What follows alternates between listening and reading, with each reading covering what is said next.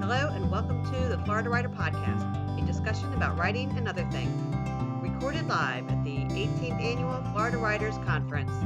I'm Allison, this is your host, and today I am lucky enough to have two visitors, April Carothers and Wendy Samford. April and Wendy, welcome to the Florida Writer Podcast. Thank you. We're happy to be here. Why don't you give me a 60-second elevator pitch about who the two of you are and what you write? My name is Wendy Samford, as you just said. My background's more education, higher education. I've written a couple books on education already and changed my genre and decided to write a book about the life of my daughter-in-law, who is April Carothers.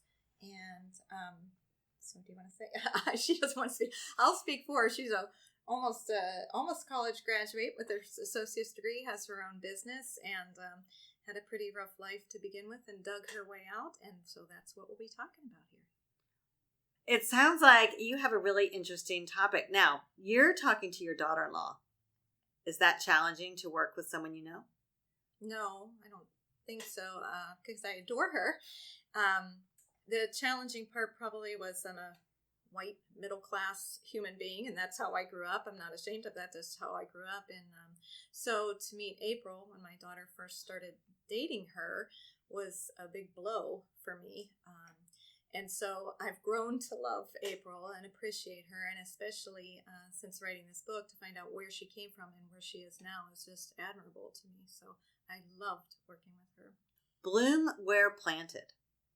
A little synopsis would be, it's hard to give it in a little bit, but her life growing up in foster care, given up as a small baby, and then growing up in foster care and the resentment that caused for her. And then going into group homes and later on into some incarceration places because of her acting out against the system. That's the first half of the book. It switches on to how her life evolved after that, which is so fascinating. I can't even say. She was a dancer, and it describes some of the things that go on in a strip club that are just amazing. So to me, it was just like an eye opener to me. Being this sheltered person, I didn't think I was. Apparently I am. Just digging into that different world and finding out a little bit about that and some self-destructive things that she went through, but eventually coming out on the other side and digging her way out when you don't have a credit report, when you have no idea how to do monthly bills, and you have a daughter and you have to have an apartment and a home, and so these things, how she evolved from that through tenacity and spiritual growth, I think. And tell me about your writing routine. Did you have a series of interviews? How did you manage to complete the book? April can talk about that, I think. We had to meet every Thursday, and Wendy bribed me with bagels with extra cream cheese. Food always works. Extra cream cheese, not a problem. Yeah. So we met every Thursday, and Wendy would talk to me about, she would have questions for me and ask me about what happened when this and what was the timeline of that. My wife had to help me with a timeline because I have a really bad memory when it comes to time and when stuff happened.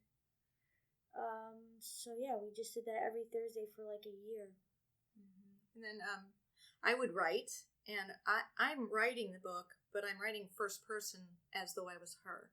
So it's written like April wrote it, but I'm writing it actually. So I was very careful about giving it back to her and having her edit it and giving it back to me. And we went back and forth several times to make sure that I, in my words, was representing her thoughts and what actually happened. So it was a long year and difficult for both of us. Her to remember, me to I'm gonna start to cry, and me to hear, because it's a tough book, but it's one that needs to be said, needs to be heard, I think, because of judgment. April, you can't see her, but she has tattoos all over, and each one of them, there's one book called. It's about all of the one chapter. Thank you. One chapter that's just about tattoos. When she got them, what was happening in her life when that happened, and so. My judgment of her when I first met her was based on how she looked, and come to know she's the most interesting, beautiful person I do know, and I don't know a lot of people. So I think it's good to point out too that the book is not just about like faith and judgment. I think it's also to shed some light on the foster care system and how corrupt it actually is, and that a lot of kids are statistically not able to overcome the challenges that they face in the foster care system. And when you time out at 18, you are just left with nothing. You have no life skills. You have no way of defending yourself or knowing how to do anything. And I think that there's so much stuff that's going on within our own system that people don't realize, because they just think, oh, these kids are in foster care and they're safe, they have a place, they're better with them than their parents. But there was stuff happening worse to me in foster care than there was at home. So I think that it's important for people to realize like that our system is broken and there are kids that need to have their stories heard. Perfect. April, I've got to ask what it's like to have somebody else write your story. Even though you told it to her, then you get to read it back to yourself. I have done ghostwriting, so I am well aware of what it's like to be the author, receiving the story and then giving it back to somebody. But for them, it's always challenging, and I know that because I've been in Wendy's shoes. Mm-hmm. But April, tell me what it was like for you. To be honest with you, I haven't read the book from cover to cover. If we're being honest, I haven't read it. I think from doing it for so long, writing it for so long, and just reliving it and rehashing all of those stories, I already know my life. I already know, I know the edits that she's given me, but I haven't sat down and read the book from cover to cover. But I think it's amazing that Wendy has a Ph.D. and has taken the time to stop working to focus on writing the book, to focus on trying to get it recognized, to get the story out there for people to know about the book and like what needs to be heard. So I think it's really amazing that I have a mother-in-law or somebody in my corner who's willing to take time from working and providing for her family to do this. Quite a beautiful story you two share. Do you think, Wendy, that you sound like April when you read the book? No. So while it's written in first person... No, that's not true. I even say at the beginning of this book that some of the sections sound like they're lacking feeling. Like it's almost like there's a roteness to some of the sections. But you have to understand what you're reading, and this is her telling her life story, or it looks like she's saying her own words. It's horrific in some sections. You're going to be void of feeling so you can live through that horrific thing that happens to you. And on the very next page, there's something that, just cracked me up. I'll be laughing because it's so far-fetched that you think, yeah, but it's true. But this is crazy. But this is true. And so the next minute you're laughing. That's just, she has a survival instinct above all else to survive this life. And it shows. And that's through, shutting down sometime. And it's also through humor. And that shows too, back and forth. I think it flips back and forth a lot in the book. My therapist always says that during the apocalypse, everyone should be with me because I'll figure out a way to survive. I'm going with her. I don't care what. You have the survival skills. She does. You're wielding the knife. She does. That's going to get us through the future. Well, those skills are challenging to build, and yet they are very useful. What is next for you with trying to shed light on the foster care system? I speak out wherever I can. I've gone to group homes and talked to children and staff members about my story. I think it's just getting it out there and just getting anyone to listen. I think that there's so many people, like I said, that are just sheltered and not willing to listen and to recognize the problem that we have in this country. I think it's an epidemic, and I think that people are uncomfortable to see what's actually going on. I know there's a couple of people that Wendy had asked to read the book, and they said that they couldn't because it was too uncomfortable for them, and I feel like that's the type of people that need to read it, because they're the ones that just keep turning a blind eye to all of this, and they don't want to acknowledge what's really going on, and those are the people that could probably make the most difference. And what I say to those people, too, I've been told that more than once, is, but it's true. I know it's hard to read. If it was a fiction, then yeah, don't read it if you don't want to. But this is nonfiction. It's happening right in front of our eyes here, and we aren't stopping it. So you have to push through sometimes on those things. I would say what's next too. This Florida Writers Association, this conference is the first time that I've been here. I just moved to Florida 2 years ago, and we've gotten some really good ideas from meeting with the agents here and some contacts that I can't wait to get home and get in front of my computer and send some letters in. We want to get it out there. We self-published this on Amazon, and the hardest part about Amazon, love the self-publishing. The hardest part of that, however, is marketing yourself and getting yourself out there. And to boot, we wrote under pen names, so you can't really use your contacts when you aren't using your name. So we have some hurdles to overcome, but we've gotten some really good ideas since we've been here. We've only been here one day so far, so we have a lot to learn. But we're very motivated to get it out there because the story needs to be said. Is there a network for foster care survivors or foster care advocates who would like change? I know I've heard interviews from maybe radio, television, people talked about their story and with similar pain and grievance to the system and how they're hoping to help facilitate change. I'm wondering, have you been able to reach out to those people? Form your own network? Not yet, but it sounds to me like I would want to be part of that network because that's something. We've made contacts at our church so far and people that are involved that have foster children that are involved in that end too, but we need to get bigger.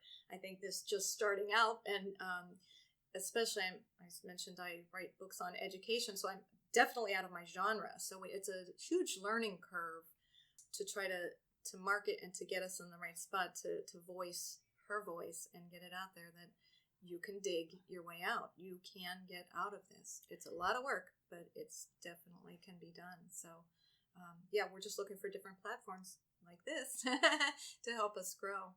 The book is in the library at the University of Tampa as a sociology book. So I think that will help as another outlet too, because I think it will help. There's a lot of people in the sociology and psychology department that want to go on to be counselors, therapists, all that stuff. So I think that might be something that they can refer back to when they get back into the field and they start seeing this. Wow. What a great conversation we have had. I am very inspired. I would love to give you a million ideas because I'm sure I have them in the back of my head too. I'm like, you've got to get in front of Congress people. You've got to open these doors.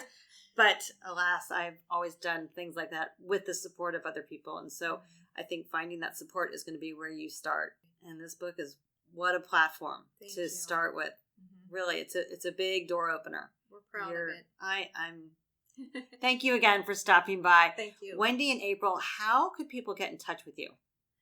We have a website, and you can go to our website, www.bloomwhereplantedbook.com. And we have contact information, purchasing information, and you can get a hold of us that way, and we'd love to hear from you. Bloomwhereplantedbook.com. Correct. Don't forget the book. Don't forget the book. Absolutely. Are you two ready to switch gears and move to our rapid fire question? Yes. Yes. All right. Ideal temperature. What is your ideal 76. temperature? That's what I was going to say the same thing. Look at that. You guys get along. Yay. Well, good thing we're sharing a room. So. All right. Coffee or tea? Coffee. Tea. Wow. You guys disagree on that one? Mm-hmm. Tea's. All right. And the last one. When was the last time you got your car washed? It's probably been, yours was 2 weeks ago, but before that it was May. So, I mean, I just got mine 2 weeks ago, but before that it was actually May that I got it washed. Mine was last time I had my Mercedes. Yeah, so it's like 6 weeks. Yeah, 6 weeks. All right. Again, Wendy, April. Thank you so much for having us on here. We just, it's wonderful to talk about it. And you know what, too, when you write, it's kind of a lonely thing and you're by yourself. So to articulate in a small amount of words exactly what your book is about or to share with others, it takes practice. And this is us practicing. And we so appreciate the platform. Thank you so much. Well, once again, I'm very glad you you guys stopped by. Thank you so much for stopping by. This has been another edition of the Florida Writers Podcast. Florida Writer Podcast. Let's get it right. See if I can get it right. Again, I'm your host, Allison Nissen.